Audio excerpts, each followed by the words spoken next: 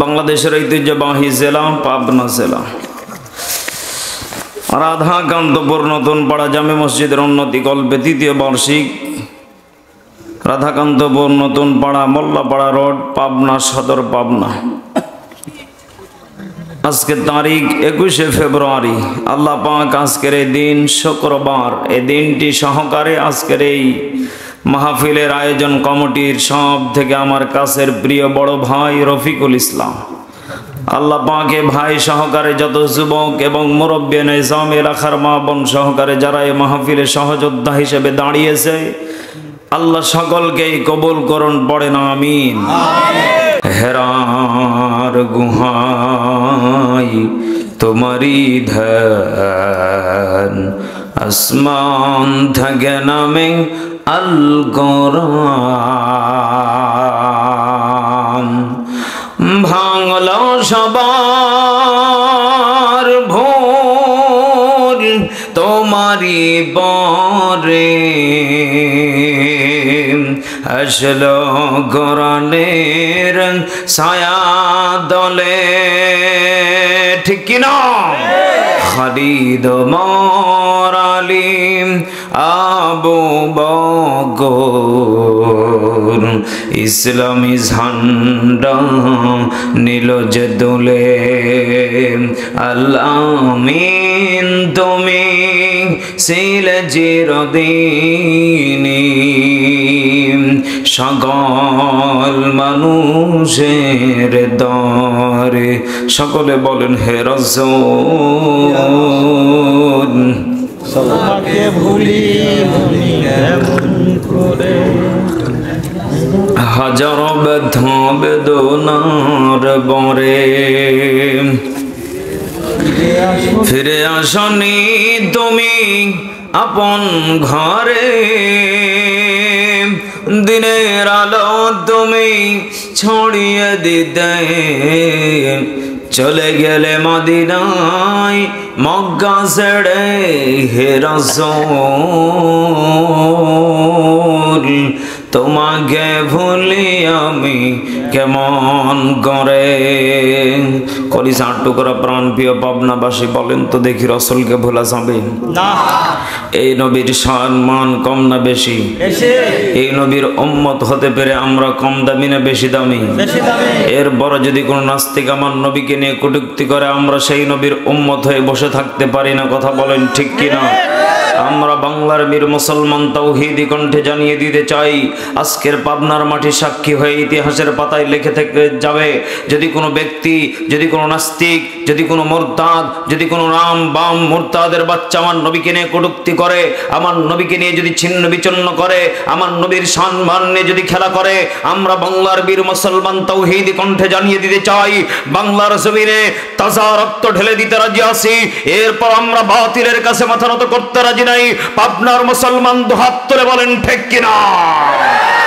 কলিজার টুকরা বাবাজিরা, আমরা দেখেছি সিংহের মতো 1 সেকেন্ড বাঁচতে আবু সাইদ মুগ্ধকে, কথা বলেন ঠিক কিনা?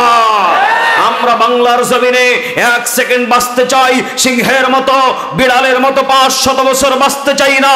এই জন্য এই সমস্ত নাস্তিকদেরকে জানিয়ে দিতে চাই, যারা আমার নবীকে নিয়ে কটূক্তি অতীতে করেছো, এখনো পর্যন্ত সাবধান হয়ে যাও। আমার নবীকে নিয়ে চরিত্রহীন করার জন্য যারা প্রস্তুতি নিয়ে আছো, আমার নবীকে নিয়ে যারা ব্যঙ্গ করার জন্য রেডি আছো, তোমাদের কল্লাকে দুখণ্ডিত করে দিতে আমরা রাজি আছি। কথা বলেন ঠিক কিনা? নাস্তিকতা নিফজ্জাত, দিন ইসলাম জিন্দাবাদ। নাস্তিকতা নিফজ্জাত, দিন ইসলাম জিন্দাবাদ। কোটি প্রাণে একই আওয়াজ, খোদার দহি ছাড় পাবে না, এই বাংলায় ঠাই হবে না, মুসলমানরা জেগেছে আজ। তোলো তোলো আওয়াজ তোলো, জোর কদমে সামনে চলো, সবাই মিলে একই তালে দাও না স্লোগান, ওই নারায়ে তাকবীর, আল্লাহু আকবার, নারায়ে তাকবীর, আল্লাহু আকবার। মুসলমানের এই দেশেতে নাস্তিকদের ঠাঁই নাই, নাস্তিকদের পক্ষে যারা তাদের কোনো রক্ষা নাই। এ দেশেতে থাকতে হলে কোরআন মানতে হবে, কোরআন না মানলে তারা বিতাড়িত হবে, বিতাড়িত হবে।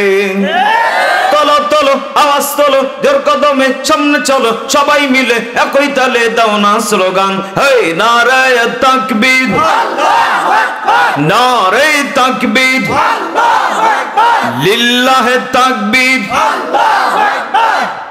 বলি সাউন্ড করে বাবাজিরা সকলে পড়ি আলহামদুলিল্লাহ। আল্লাহ পাক বলেন, হে নবী আপনি জানিয়ে দেন। কি জানিয়ে দেবেন? আপনার যারা উম্মতে মুহাম্মাদি বলে দাবি করবে, ওরা প্রত্যেকটাকে এই কথাটাই বার্তাটা জানিয়ে দেন, তাদেরকে মরা লাগবে। কি বলেন বলেন? এই যে এত ওয়াজ মাহফিল, নামাজ, রোজা, হজ, যাকাত, এইগুলি আপনাকে আমাকে এটাই শিক্ষা দিচ্ছে যে কবর কিন্তু আধার হবে। কবর কি বলেন বলেন? আধার হবে।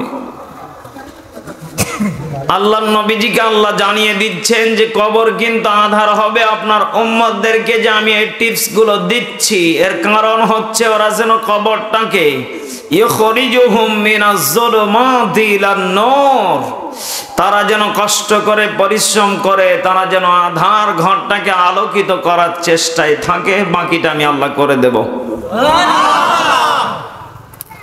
এই জন্য কলিজার টুকরা বাবাজেরা, সামনে মাহে রমাদান আসিতেছে, মাত্র আর কয়েকদিন বাকি।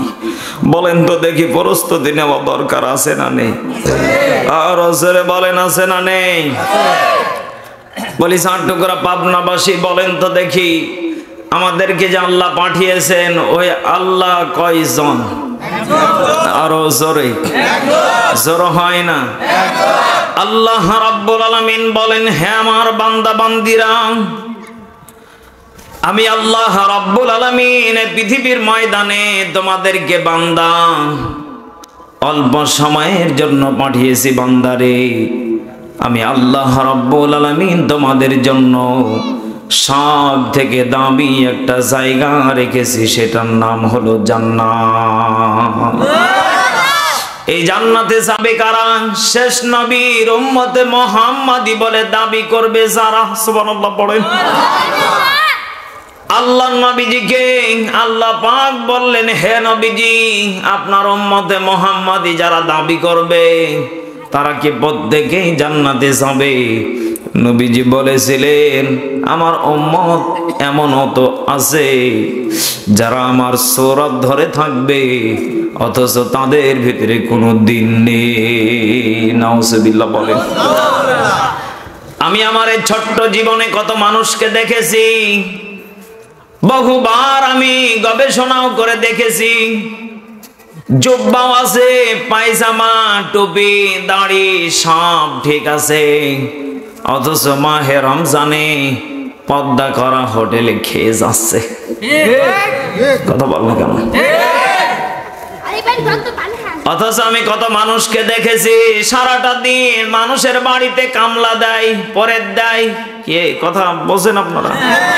মানুষের বাড়িতে সারাটা দিন কষ্ট করে, পরিশ্রম করে, রোদের ভিতরে এত কষ্ট করার পরও এমনও বান্দাকে আমি দেখেছি, আল্লাহর কত বান্দা এত কষ্টের পর রোজা ভাঙ্গে না। বলেন তো দেখি এমন নবীর উম্মত আমার দেশে আছে না নেই? আল্লাহ রাব্বুল আলামিন জানিয়ে দিচ্ছেন পবিত্র কোরআনুল কারীমের ভিতরে, আইয়ুহাল্লাযীনা আমানু কুতিবা আলাইকুমুস সিয়ামু কামা কুতিবা আলাল্লাযীনা মিন ক্বাবলিকুম লাআল্লাকুম তাত্তাকুন।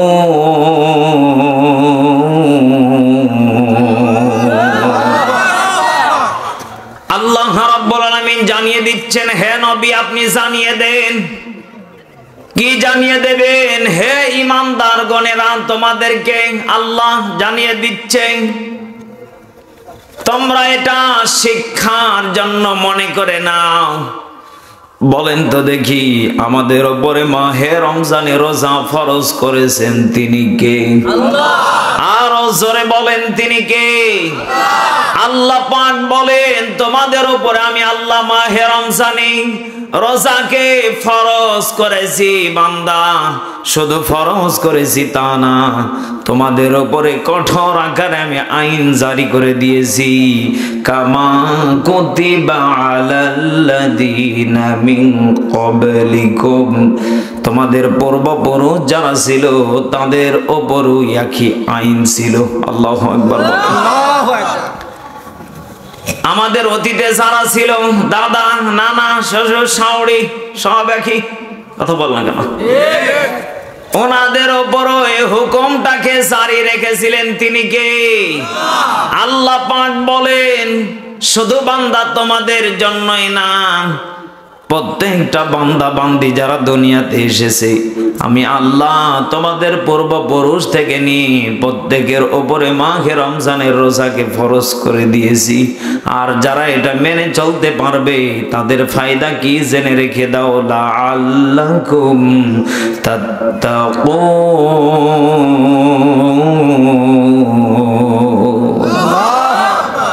আল্লাহ পাক বলেন এদের ফায়দা হলো এইটা, আমি আল্লাহ তাদেরকে দুনিয়াতে মুত্তাকিন বানিয়ে দেব। সুবহানাল্লাহ বলেন। দুনিয়াতে যেই ব্যক্তি মুত্তাকিনের স্বীকৃতি পেয়ে যায়, পাবনাবাসী বলেন তো দেখি ওই ব্যক্তির কি আর কোনো চিন্তা আছে? আর জোরে বলেন চিন্তা আছে? তাহলে বলেন তো দেখি আমরা প্রত্যেকেই মুত্তাকি হয়ে কবরে যেতে চাই কি চাই না? আর জোরে বলেন চাই কি চাই না? কলিজার টুকরা বাবাজিরা, এই মাহে রমজান যারা পেয়ে গেল, আল্লাহ পাক বলেন যদি কোনো বান্দা ইখলাসটাকে পরিপূর্ণ ঠিক রেখে যদি আমল করে যদি চলতে পারে, আল্লাহ পাক বলেন ওই বান্দা এই মাহে রমজানে যতগুলি ইবাদত করবে প্রত্যেকটা বান্দার ইবাদতগুলিকে আমি আল্লাহ কবুল করে নেব। চিৎকার মেরে বলেন সুবহানাল্লাহ। এই মাহে রমজানে বলেন তো দেখি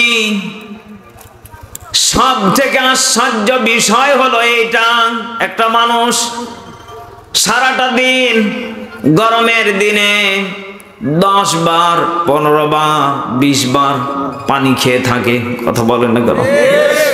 অথচ মানুষটাকে দেখা যায় সেই ফজরের সাহারি খেয়েছে, সারাটা দিন এর সামনে খাবারের অভাব নেই। কত আপেল, কত মালটা, কত রকমের বিরিয়ানি দেখা যায়, কত প্রকার খাবার, পেঁয়াজি ভাজা, এই ভাজা সেই ভাজা। অথচ বান্দা বাজারে গিয়েও ঘুরলেও বান্দা তাকিয়ে আফসোস করে না, কারণ বান্দা জানে নির্ধারিত টাইম হয়ে গেলে আমার রিজিক আমার সামনে হাজির করে দিবেন কে? আরো জোরে বলেন তিনি কে? তুমি রহমান, তুমি মেহেরবান, অন্ধ গাহে না শুধু তোমারি গুণগান। বোঝে বোঝে না ওরা তোমার শান, ঠিক কিনা? বোঝে বোঝে না ওরা তোমার শান, তুমি রহমান, তুমি মেহেরবান। কখনো তোমাকে যদি ভুলি হেদায়েতের আলো জেলে কাছে নিও তুলি, আমিন। কখনো তোমাকে যদি ভুলি হেদায়েতের আলো জেলে কাছে নিও তুলি, দয়া করো মায়া করো, দয়া করো মায়া করো, ওহ গো দয়াবান। সবাই তুমি রহমান, তুমি মেহেরবান। জবানটা খুলে বলেন ঠিক না বেঠি? খলিসার টুকরা পাবনাবাসী বলেন তো দেখি, রহমত দেন তিনি কে? বরকত দেন তিনি কে? রিজিক দেন তিনি কে? সুস্থ রাখেন তিনি কে? বিপদে ফেলেন, বিপদ থেকে উদ্ধার করেন তিনি কে? খলিসার টুকরা বাবাজিরা, এরপর কত মানুষ বলবে আল্লাহ আমাকে কিচ্ছু দেয় নাই। কথা বললেন কেন?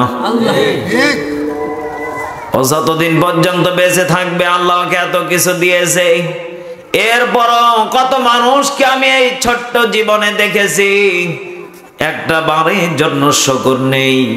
বলেন তো দেখি, যদি কোনো মুসলমান যদি নিয়ামত পাওয়ার পরে যদি জবান থেকে না পড়ে আলহামদুলিল্লাহ, ওর নিয়ামতটাকে ছিনিয়ে নিবেন, তছনছ করে দিবেন তিনি কে? এজন্য কলিজার টুকরা পাবনাবাসী, রাধাকান্তপুরবাসী, এখান থেকে শিক্ষা নেওয়া লাগবে। মাহে রমজান সামনে, জীবনে যেই ছোট্ট ছোট্ট পাপগুলি করেছিলাম, এই পাপ থেকে আমাদের প্রত্যেককে ফিরে আসা দরকার আছে না নেই? আল্লাহ রাব্বুল আলামিন বলেন, হে আমার বান্দা বান্দিরা, মাহে রমজান আসার আগে তোমাদেরকে ছোট্ট একটা আমল করতে হবে। বলেন তো দেখি, যদি কোনো বান্দা ছোট্ট একটা আমল করতে পারে, ওর পারিবারিক জীবনে অশান্তির কারাগার থেকে শান্তি দিয়ে দিবেন তিনি কে? আল্লাহ রাব্বুল আলামিন বলেন, বিসমিল্লাহির রহমানির রহিম। قل هو الله أحد الله الصمد لم يلد ولم يولد ولم يكن له كفوا أحد। জোরে বলেন আল্লাহু আকবার। আল্লাহু আকবার। আল্লাহ রাব্বুল আলামিন জানিয়ে দিচ্ছেন, আমি আল্লাহ এক। বলেন তো দেখি, আমাদের রব কয়জন? আরো জোরে, জোর হয় না? আল্লাহ পাক বলেন, যখন কোন বান্দা এই সূরার প্রত্যেকটা বাক্যে বাক্যে যখন আমি রবকে যখন স্বীকৃতি দেবে, আমি আল্লাহ এই ছোট্ট সূরাটাকে এত দামি করে বানিয়েছি। পুরা কোরআনুল কারীমের ভিতরে 114টা সূরা নাযিল করেছি। আমি আল্লাহ আমার পরিচয় সব থেকে ছোট্ট সূরার ভিতরে তুলে ধরেছি। চিৎকার মেরে বলেন আল্লাহু আকবার। আল্লাহ পাক কিন্তু সূরা বাকারার ভিতরে পরিচয় দিতে পারতেন, আলে ইমরানে দিতে পারতেন, সূরা নিসায়ে দিতে পারতেন, তাওবায়, বাকারায়। কথা বল না কেন? আল্লাহ পাক বলেন, বান্দা জানতে বুঝতে সহজ যেটা হবে আমি আল্লাহ সেটাই তোমাকে দিয়েছি। সুবহানাল্লাহ পড়ে। এই সূরা ইখলাসের ভিতরে আল্লাহ পাক বলেন, বান্দা যখন জবান থেকে বলবা আমি আল্লাহ এক, আমার কোনো বাচ্চা কাচ্চা নেই, আমি কাউকে জন্ম নেইনি, এমন যখন কোন বান্দা স্বীকৃতি দিতে পারবে আমি আল্লাহ রাব্বুল আলামিন ওই বান্দার तमाम জিন্দেগীর গুনাহগুলি maaf করে দেব, তাকে প্রকৃতপক্ষে ঈমানদার বলে স্বীকৃতি দিয়ে দেব।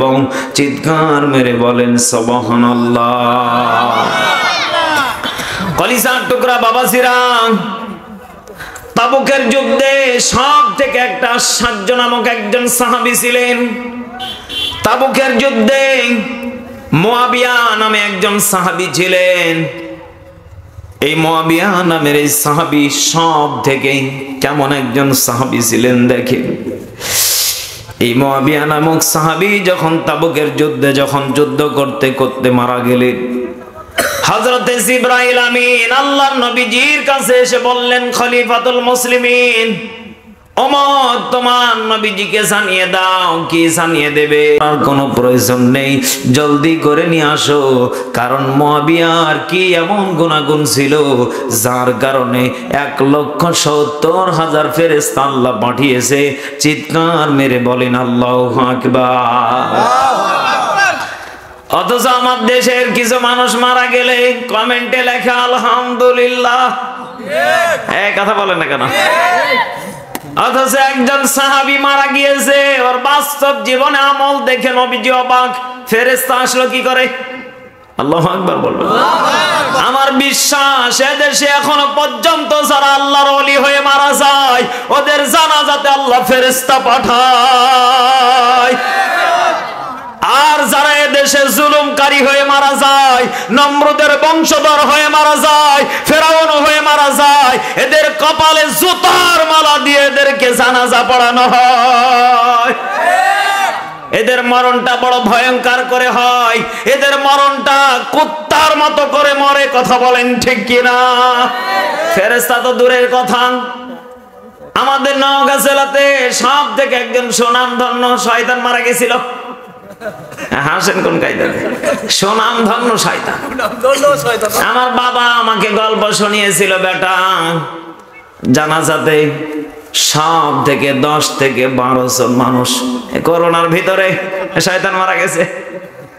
আল্লাহ পাক বলে, বান্দা তোকে চাইলে আর 10টা পরে করোনা বিদায় নিয়ে চলে গেল, 10 দিন পরে নিতে পারতাম।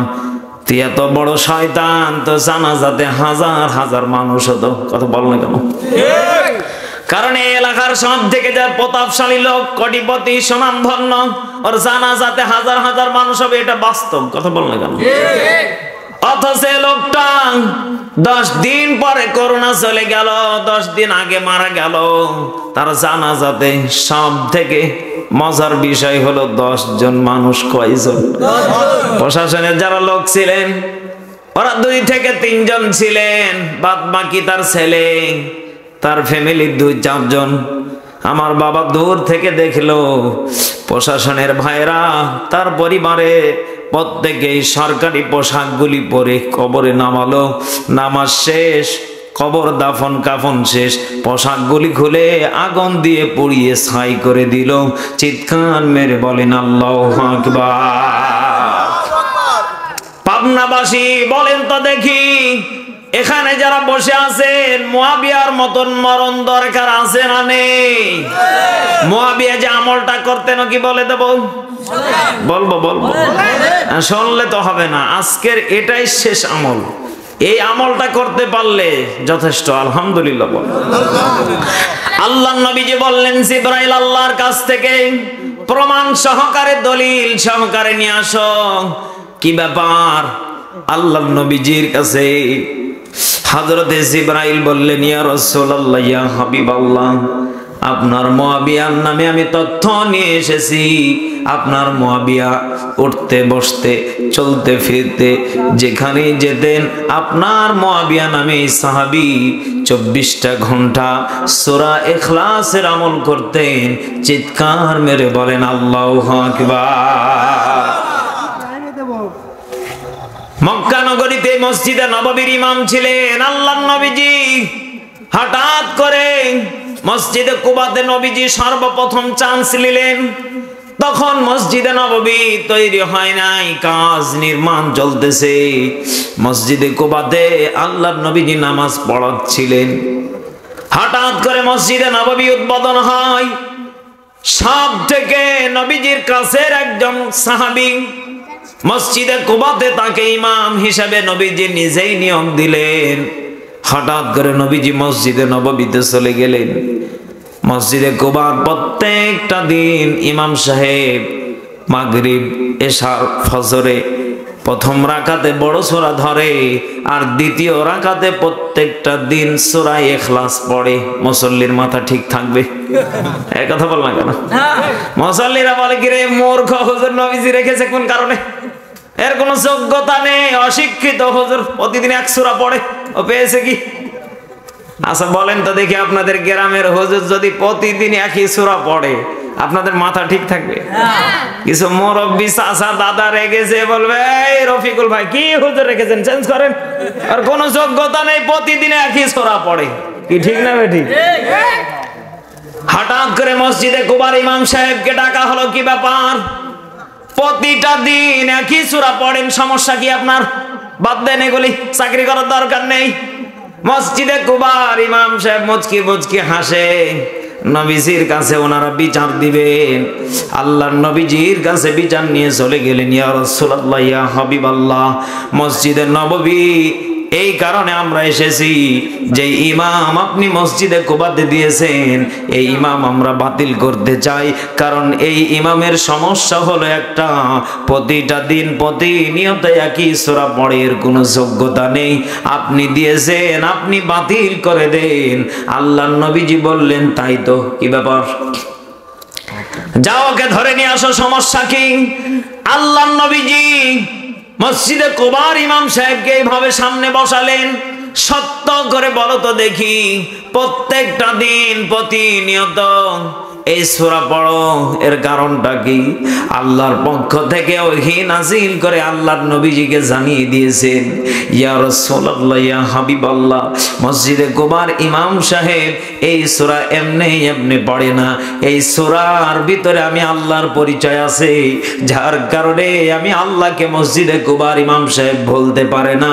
এই কারণে আমি আল্লাহকে ভালোবেসে বেশি বেশি পড়ার কারণে আমি আল্লাহ ওকে জান্নাতি মেহমান বানিয়ে দিয়েছি। জান্নাত চির সুখেরই ঘর, জান্নাত চির সুখেরই ঘর, ওগো জানতে যদি তুমি, মায়া ঘেরা রঙিন হে পৃথিবী, নয়তো সুখের খনি, ঠিক কিনা?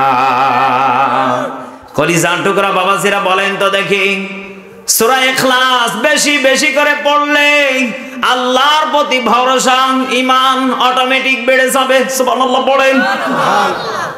আল্লাহর নবীজি বলেন, মসজিদে কুবার ইমাম সাহেব শুধু মাগরিব আর ইশার আর ফজর পড়তেন তা না, রাস্তাঘাটে চলতে 24টা ঘন্টার ভিতরে বেশি বেশি করে সূরা ইখলাস পড়তেন।